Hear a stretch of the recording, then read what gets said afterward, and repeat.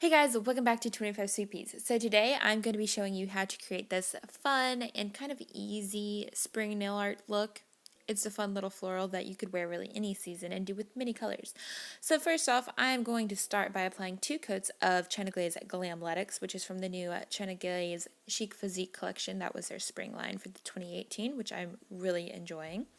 I swatched it a while ago, and I will put that video up in the cards if you want to check it out. Now I'm going in with some white acrylic paint to kind of make like daisy-shaped flowers. As you can see, I start the petal from the outside, so it's a little chunkier towards the tips, and then it goes into the center and becomes thinner. But you can do that, of course, however you like. That is just how I do it. And as I mentioned, I use acrylic paint for these types of things because it's just easier to work with, and it is perfectly fine to wear on your nails. And as long as you put on a top coat, it's going to lock in the same as any nail polish would. So it is perfectly fine to use acrylic paint on your nails. Now, after that, I'm going to grab some green. This is more like my Christmas tree green, and I'm just going to put in like some palm frond type leaves, and then I'm just going to scatter those throughout the nail. I like to put kind of one by itself and then a few coming out from the flowers to give it more depth, I guess would be the right term.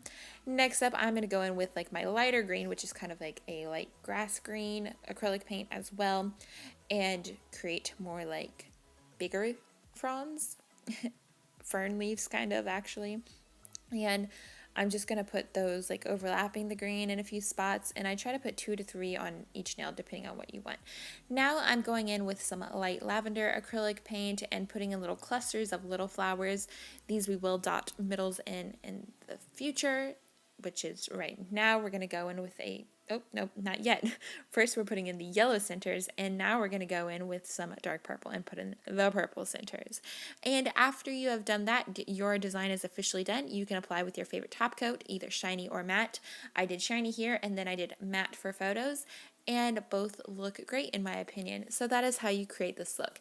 If you want to learn more about this look, plus see another look using a new China Glaze polish, be sure to check out the blog link in the description in my description box. I can't speak today.